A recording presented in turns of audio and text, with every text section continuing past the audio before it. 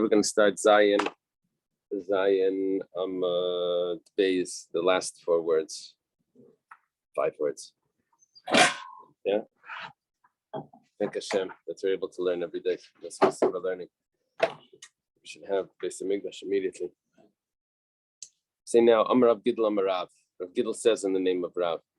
He was speaking before, and now we quote him again. Gidl says in the name of Rav, how do we know that a person can take an oath to fulfill a mitzvah? Now, there's a basic problem, and that is that once something is once you're obligated in something, you can't take an oath again over it. It's like an oath on the second oath. So he's already obligated. But how do we know that a person is allowed to do this, to take an oath to fulfill a mitzvah? So we quote a pasuk, Shenemar, as it says in the pasuk, Nishpati v'akayema. I swore, v'akayema, and I fulfill, or maybe it means validate. Lishmar mishpatei tzidkecha, to guard your rules of righteousness, to keep your rules of righteousness. So in other words, he swore to fulfill the mitzvah. So the Gemara asks the question, but what he already took an oath. Already taken an oath at Mount Sinai. He took an oath that he's going to fulfill the mitzvahs. So now he's taking another oath. And it's an oath on an oath that shouldn't work. My answer is it's coming to teach us the sharilei leinchi l'zeruzei nafshei, that a person is allowed to do this to encourage himself to do the mitzvah. Well, what switched between the question and the answer? That's like what happened over here. The Ran, all the commentaries are discussing this.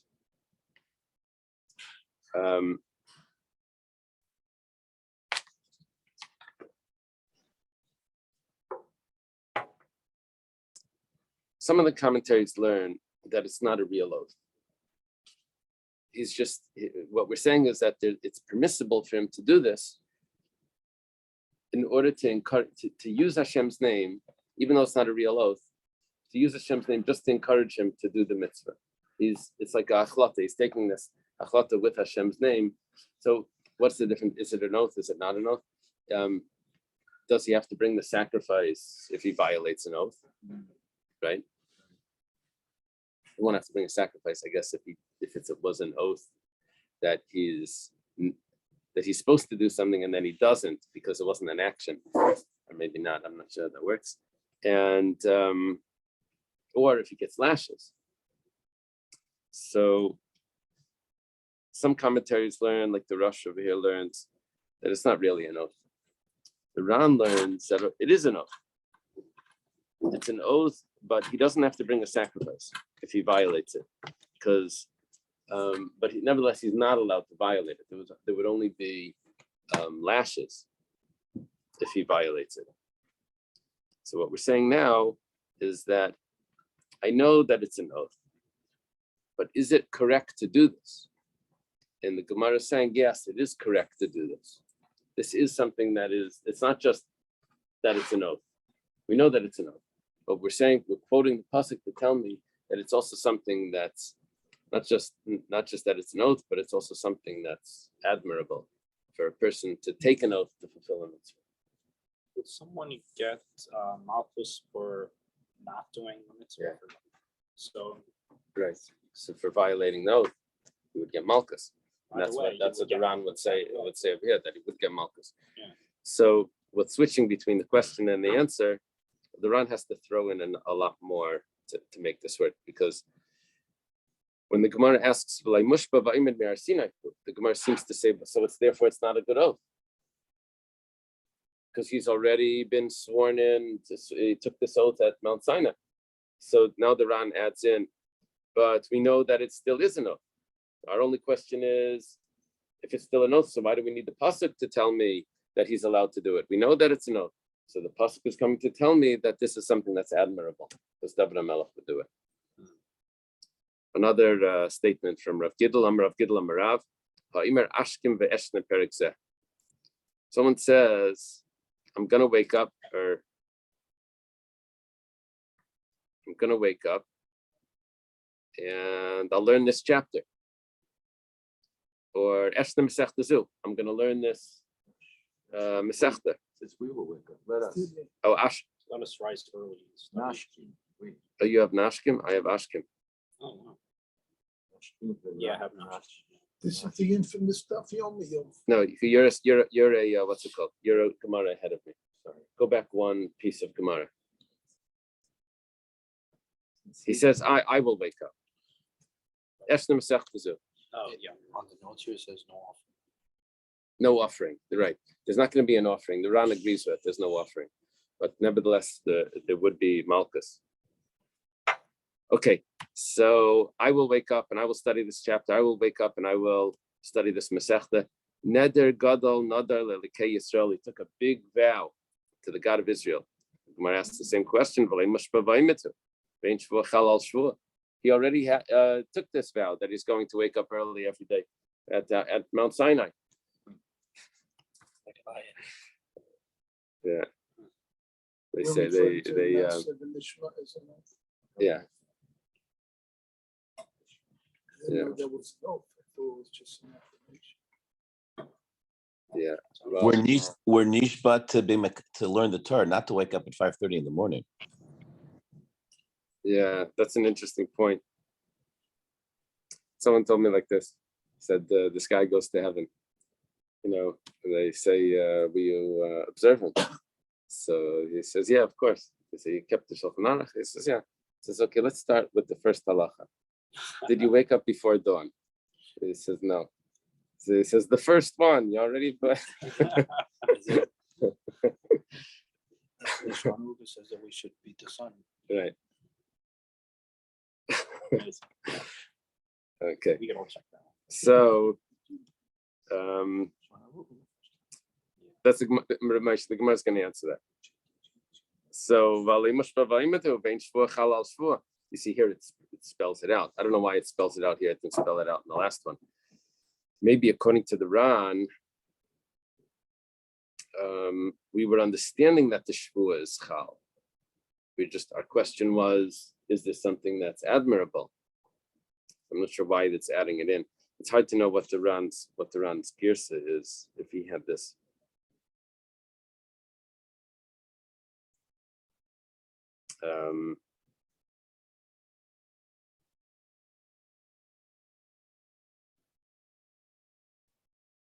Okay, so my Kamashmalan, what's it coming to tell me? It must be telling me that it's just coming to encourage himself, to motivate himself to be able to do that. That's why he's taking this vow. Because it's not a vow that would require a carbon. So what is this Rav Gidl telling me? That he took a big vow to the God of Israel. What's the point of that? Oh, maybe it's coming to tell me that this is something that's admirable to do, to take this vow. It says, Haina de Rav Gidl Kamaisa. That's the first statement of Rav Gidl. So what's going on here? We have two statements that are one's repeating itself himself. So the Gemara answers,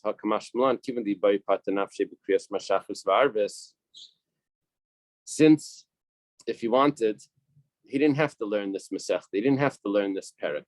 He could have just recited Shema, and he would have fulfilled his obligation. So Mishum Hachi Chayil Shvua, that this is even a real Shvua. And here the Ran adds in that this is a real shvua even for a carbon. Even if he violates it, he has to bring a sacrifice. This is the full shvua. In the last case, he was going to do a mitzvah like put on tefillin or shake the lulav, where that he was obligated to do anyway. So it wasn't a real shvua for a carbon, but he was allowed to do it anyway to encourage himself. And it was something admirable. But if Here, that's violated, in both cases, he would get Malchus. in the first case, if it's violated, it gets Malchus. In this case, he has to bring a carbon. he has to bring a carbon. It's a full shvua, according to the Ran. Because over here, he didn't swear that he's going to learn this Masechta, this Perek at this time. He could have just recited Shema. So now he took on himself something that he was never obligated before. So giving a carbon is Inside it's it goes for under the it's for more like it's higher than right. Okay. The Ran has an interesting point over here. Where did I see it? Did I see this in the Ran? The Ran says over here, he says, no. He's not pater from learning Torah with just reciting the Shema. He's got to study Torah the whole day. You have to study Torah the whole day. Here was making it look like what he did was totally extra, was voluntary. The Ran says it's not voluntary. It says you have to know the Torah so well that if anyone should ask you a question, you'll be able to answer on the spot. Reciting Shema, it's not gonna do that. Remember the guy that on the bus? There's two guys sitting, an astronomer and a rabbi. Right? The astronomer says, "I know the whole Torah. I can tell you the whole Torah." So what is that? It says, "Don't do to others what you don't want to." That's the whole. So the rabbi says, "I can tell you all of astronomy. Twinkle, twinkle, little star." So he was saying it's not enough just to do this little bit. You have to know every single halacha. So what he says over here is that that's not clearly in the Torah. That comes from a drasha. And if it's not clearly in the Torah, then the shvuah, the oath would apply. When do we say that you can't take an oath on top of another oath? That's if it's something that's clearly in the Torah. It says clearly in the Torah. But if it's not clearly in the Torah, then the oath applies to it. It's a big chiddush.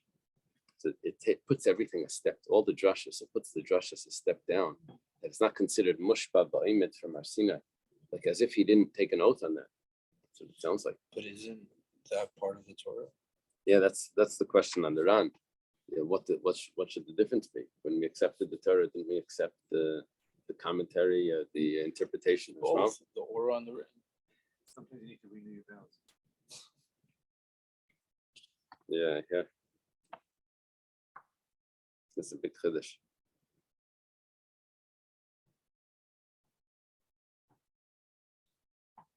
Okay. Next piece. Amar Rav Gidl Amar Rav. Rav Gidl says in the name of Rav, someone tells to his friend, Nashkim v'nishna, let us get up and we'll study this chapter. Well, Allah lahashkim. This fellow has to get up regardless of the other person. He has to get up earlier. That's what it sounds like. Allah lahashkim, the guy that initiated this vow, he has to get up before the other one that was just agreed to go along. Shenemar, as it says in the pasuk, Vayomer Elai ben Adam, and he said to me, son of man, kum tzei labika, get up, go to the valley. V'sham adaber escha, and over there we'll talk to you. Ve'etzei labika, I went to the valley. V'nisham kved Hashem aimed, and the glory of Hashem, the honor of Hashem was already there, was standing there. That means that Hashem that initiated this conversation, he was there before Yecheskel was there. Okay, this is the prophet.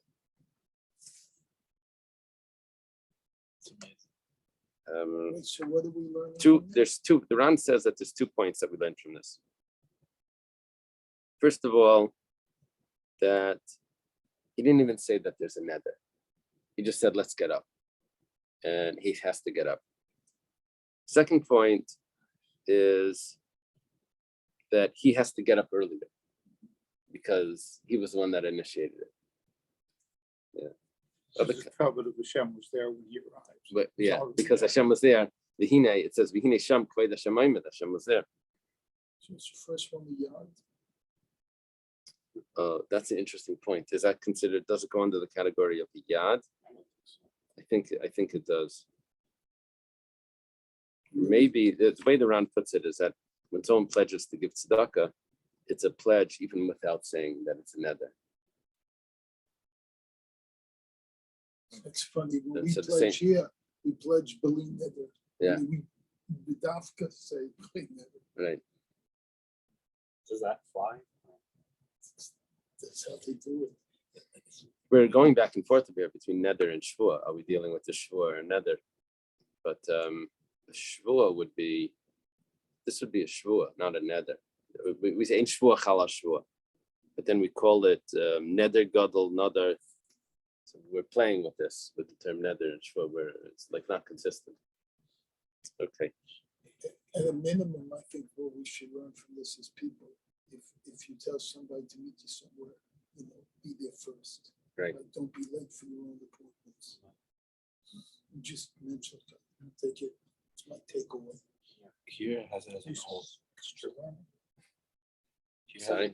Here has it as an oath. Like An oath. charity. An oath instead of a vow, right?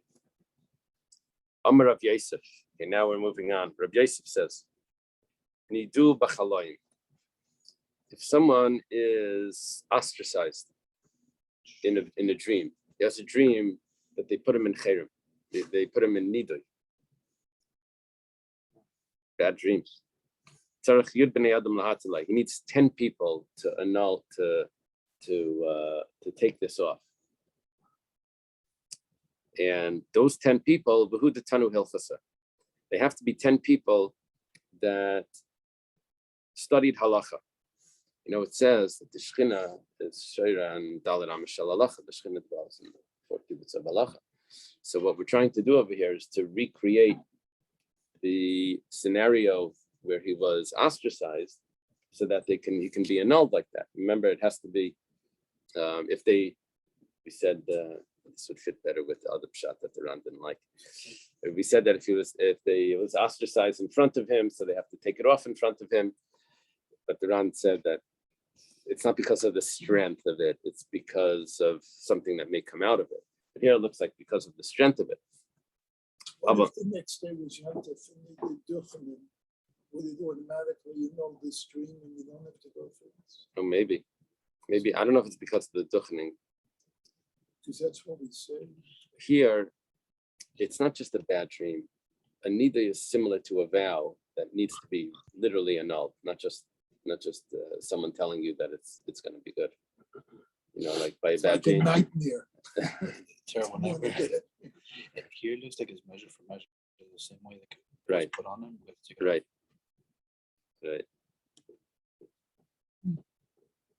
Says down here, the halakha here, it's Gemara. Where do you have that? I don't know, my book is the wrong third line up from the bottom. Oh, 1 second. Aval masna v'laitanu. But if he learned Mishnah, but he didn't learn halacha, then that's not the case. Now, there's a few interpretations here. What it means, masnu v'laitanu. The Ran says he taught others.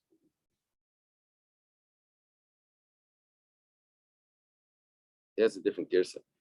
He taught others. That's what we need. But if he just learned alone, that's not good enough. Then there's another pshat, is that the Tanu Hilchasa means that he learned Gemara. But if Masnu, if he only learned Mishnah, then that wouldn't be enough. So either he had to learn and teach, or he had to learn Gemara besides for not just the Mishnah. They were talking about the 10 people. It goes into a lot of detail. Here's the halacha.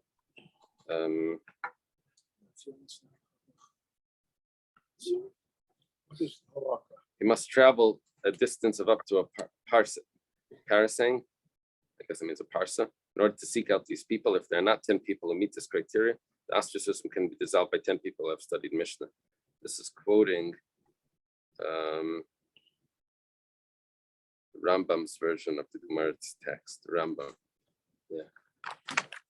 So, the ileka, and if you can't find them, the Tanu Hilchasa, Afilu Master V'Leitana, then you can use the people that have learned Mishnah but haven't learned the halacha. The ileka, and if you can't find that either, so Leizav Aprashas Drachim should go and sit on the crossroads. B'yoiv Shalma L'Bei Yud. You should say good morning, shalom, shalom to 10 people. Ad Miklei Asara the Gamri Hilchasa, until, what does the Miklei mean? How do they translate that? Miklei means like comes across. Until happen to come to him. Until Miklei is until they happen to come to him. Okay, now it's not so clear if it means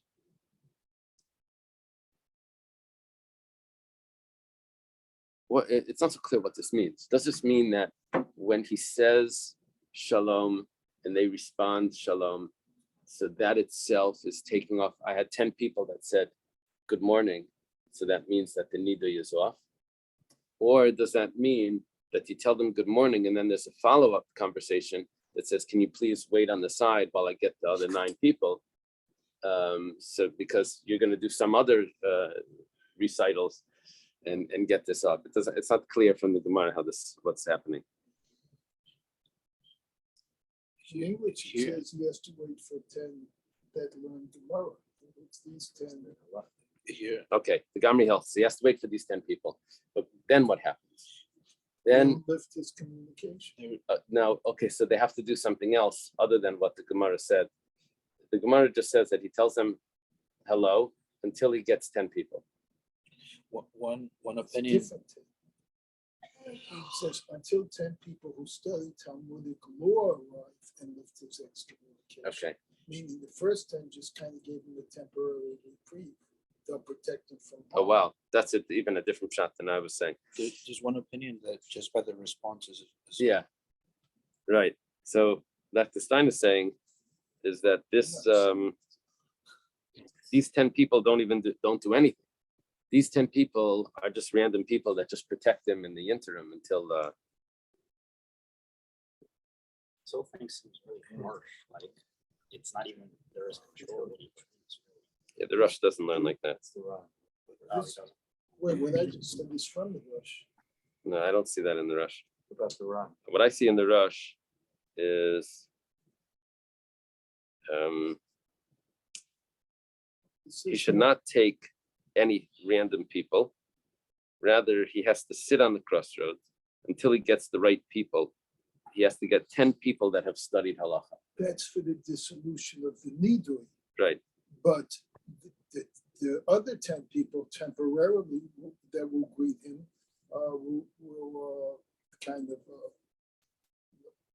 as I say, temporarily protect him. Could be. And the Rush, I don't see that. Maybe it's from Taisvus. This one.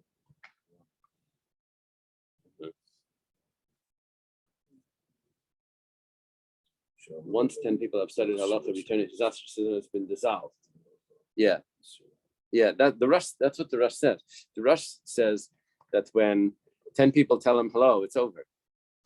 That means that obviously it's off. How does it? They don't have to take it off. They act as it's off, and it's off. That's because when someone's in nidui, they're not supposed to tell him hello. Okay. Amalei Ravina Ravashi. Ravina says to Ravashi, Yadaman Shamte Mal Delishrile. It's interesting, this Gemara. It looks so easy, but then when you start looking at the commentaries, it's so complex how to work out all of the. Ravina says to Ravashi, if in the dream it was clear who was the individual that was putting him into Chayrim. Rob, I'm sorry. You know what's interesting? We've jumped 4 generations as in this. From Rabbi Gidol to explanation. Rabbi Yosef. Yeah, we start with Rabbi Gidol, then we went to Rabbi Yosef. Now we're on Ravina and Ravashi. Yeah, And so yeah, we jumped down the whole. almost the whole Oh, time. that's cool. Yeah, you think it's like Yeah. one conversation, Oh. we just spanned a few hundred Right. years. It's layered. Well, Ravina says to Ravashi, if he knows, he asks him if he knows who put him into Chayrim, does he really need 10 people, or can he just go to that individual? See, we didn't say that there were 10 people in his dream. We said that he was ostracized in his dream. Why does he need 10 people? Because he has to get the Shechina. 10 people is where the Shechina is going to come. Oh, you know what? I wanted to mention this creates a strong question on what it says in Tanya. In Tanya, it says that whenever you have 10 people, it's quoting the Gemara.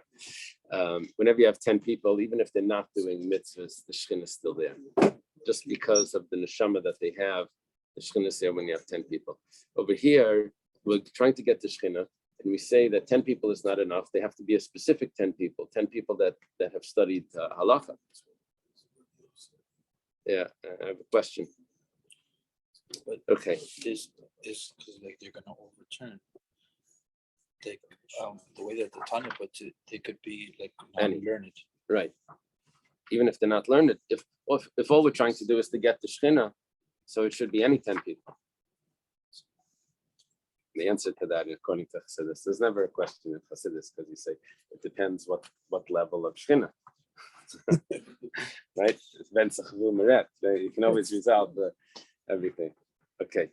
Just Talmud in general, just Talmud with this level of seriousness.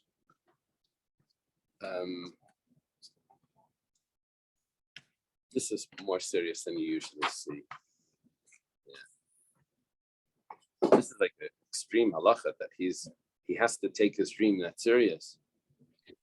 The flip side of the Pirkei Avos, it says you don't need 1% as long as he's learning, right? The Shekhinah dwells in him. Right. So you don't need 10 either. Yeah. If your goal is to bring Shekhinah, you don't need 10. Right. So the answer may be to that is that while he's learning. Right. But here we want him to annul cherem. He's not going to be learning while he's annulling the cherem. Oh, he's going to annul it from the Gemara. But the Tanya explains that the Shina is there with 10, is also there with 5, but like with 1. But it's just like when his 10 is like more Right. revealed. Right. It'll be more intense. So maybe that's what he needs. So This is like a darn. Try for 10. right. And why do we use 10? Because of something that was done in a dream. Regular Tars Nedarim is only 3. Right.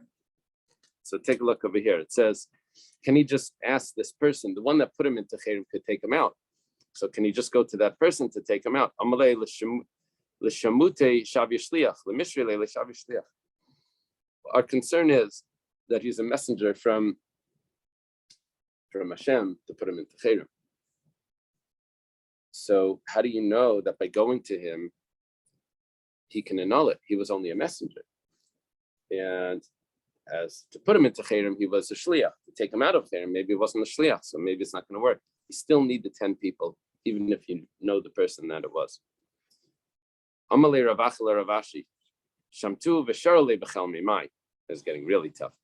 Asked Ravashi, let's say that he was put in cherem in his dream, but he didn't force himself to wake up because of how bad it was.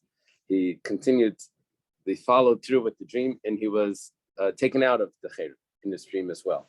Wow. So, Amalei said to him, Ravashi says to Ravacha,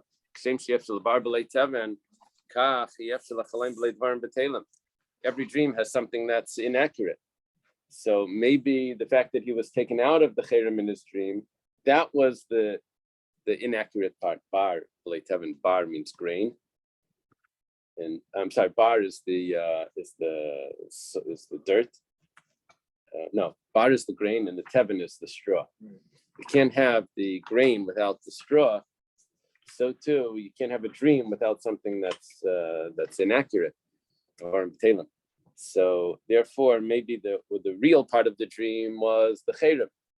The straw part of the dream was that he was taken out of it. So you can't rely on that. Ravina Havale Nidra with the Bisu. Ravina, his wife, took a vow. And now Ravina could really take off a vow. So, but he didn't, he could take off a vow for 2 reasons. First of all, because he's a rabbi, he could take off the vow. He's also could take off the vow because he's the husband. And it must be that he didn't take it off in time, because remember, he only had until night or 24 hours. And it could be also that it was a type of vow that he's not able to remove because it wasn't a vow that was between them. It wasn't a vow that was between them. Yeah. Let me see this just 1 second.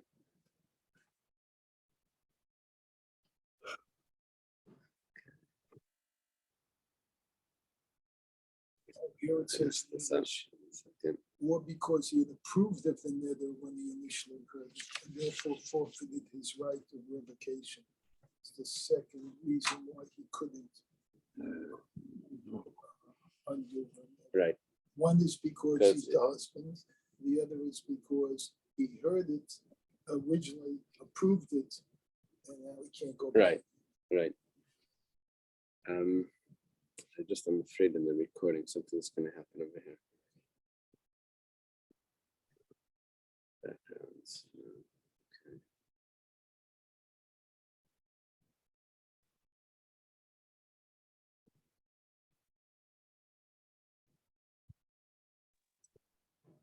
Okay. It's not going to come up. For some reason, the video is not going to come up. I'm just going to get the sound on the recording. That's what it looks like.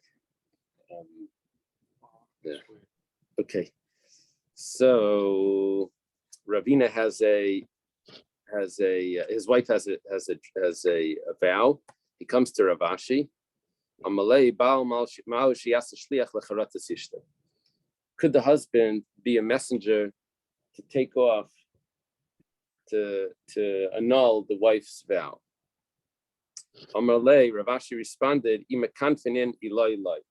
if the people are gathered already, the three people are gathered already, so then he could be the messenger, but to go ahead and gather, then he can't.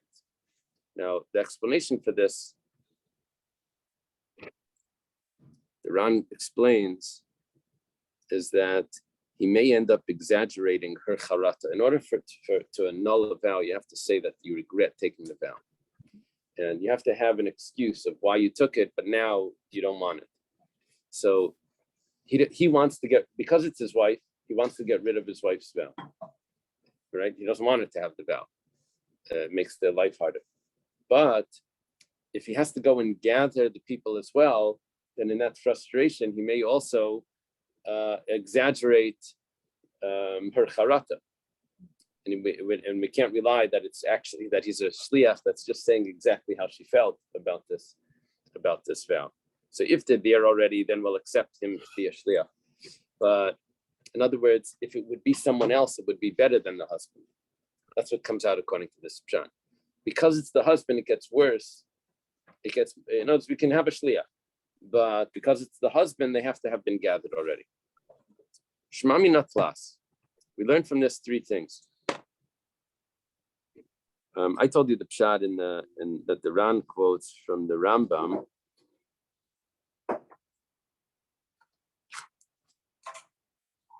No.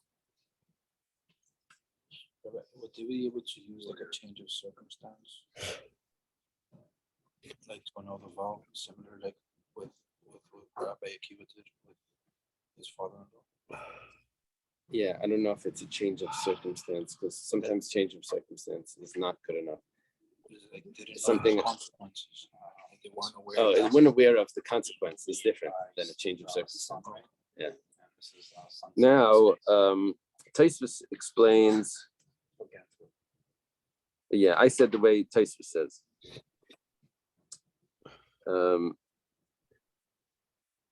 It's another pshat over here. Rabbeinu Shimshon says that a person can even send a letter to the Beis Din saying that he took a vow, and they can do it even not in front of him.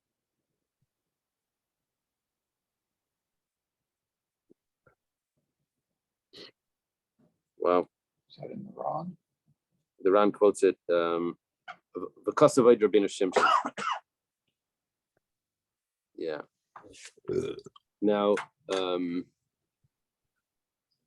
just 1 second.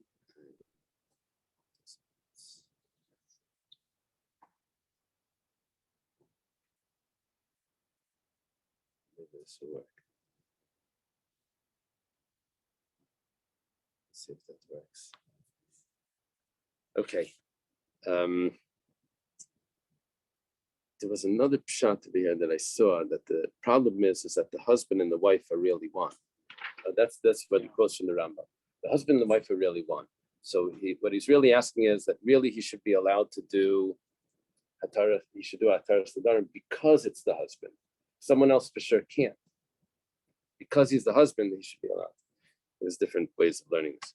Shmamina tlas. We learned from this three things. Shmamina bal nasa shliach lecharatas ishtei. First of all, that the husband could be a shliach to tell the Beis Din that his wife regrets the vow and to annul it. Shmamina leishar lemishin nidra derabe. We also learned from this that why did Ravina not annul it himself? Because Ravashi was around. And if the rabbi is in town, then the student is not allowed to do Hataras Nedarim in front of if the rabbi's there. Third thing is that if they're gathered already, then it's acceptable to do this. So three things: the husband could be the shliach. He has to go to the main rabbi, he can't go to a minor rabbi, and only if they're there already, only if the people are gathered. If there was a cherem, so then it's different. There's a cherem, then he can even annul it on his own, and even if the rabbi is in town. I saw another pshat over here.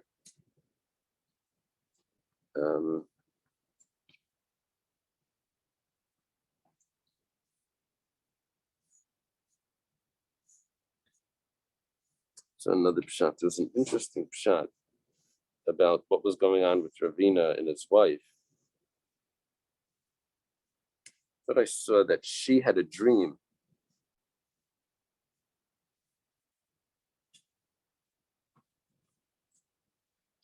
That she had a dream that she was put into cherem. I forget where I saw that. Tie all this together. Yeah.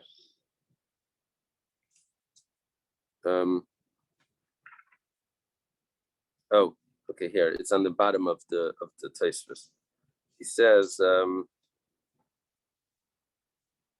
Rashbam has a pshat that his wife was in cherem in a dream, and she was ashamed to come to Bezdin in front of Rav Ashi. So the husband's going to be the shliach.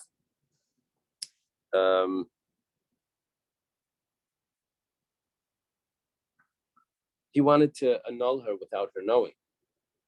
Can he just do it without her knowing? And then he said that only if the people are gathered already. But if not, if he has to go around and to gather them, then that would be a problem. I think it would be too embarrassing for her. He was going to annul the vow without her knowledge because she was embarrassed. So he wasn't allowed to announce it to everyone by gathering people, but he was allowed to do it if they were already gathered. Okay, so it's under a different category of halachas here. Amar Rab Shimon bar Zvid, Amar Rab Yitzchak bar Tavla, Amar Rab Chia Aricha, Debei Rab Acha, Amar Rab Zeira, Amar Rab Elazar, Amar Rab Chanina, Amar Rab Yashim, Mishmei Rab Yudah Rab Ilai. This is either one long list of who said in the name of who, or there's actually two lists in there. Somewhere in the middle it was supposed to be. Okay. Maybe this will work.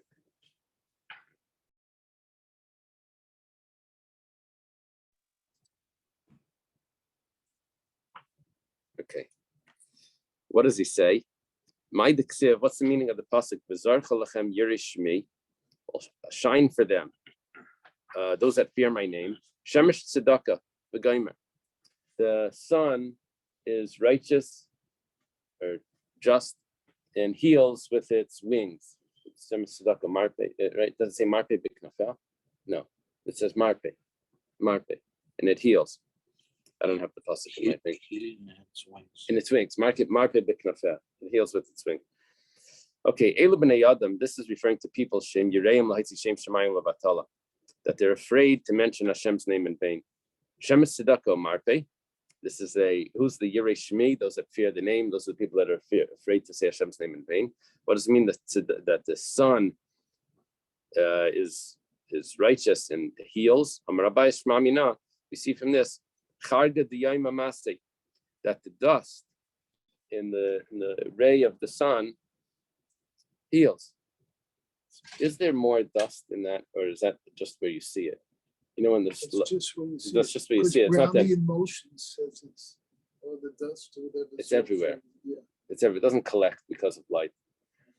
So here he's saying that the dust that's in the light heals.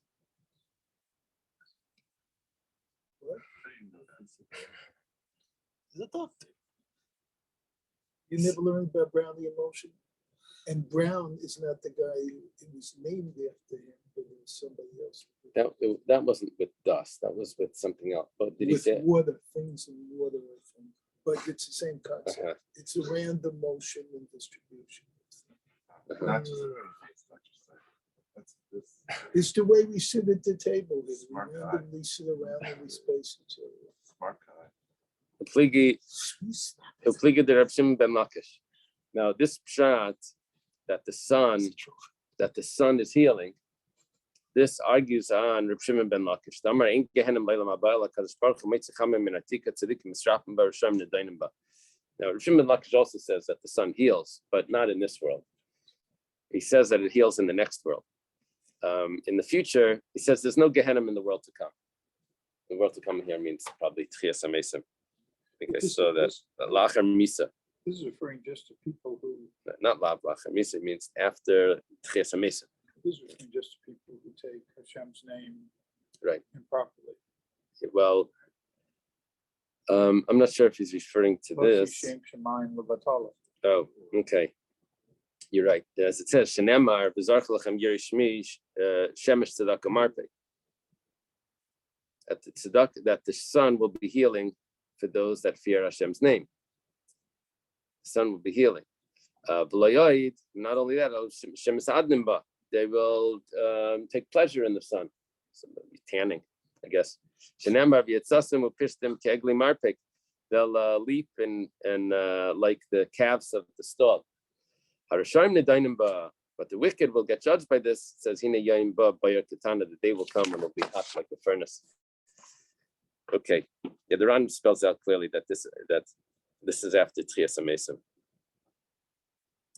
What's the difference between a Rish Lakish and a Abaya? Rish Lakish says that in this world the sun is not healing. It's that the pasuk is only referring to the world to come. Okay. 615 Warriors. Okay. 615 Warriors. Thank you very much. Have a good day. Here, Finished it. Thank you. Can you hear us? Yeah, I hear you. Okay, thank you. Uh, Thank you. Have a good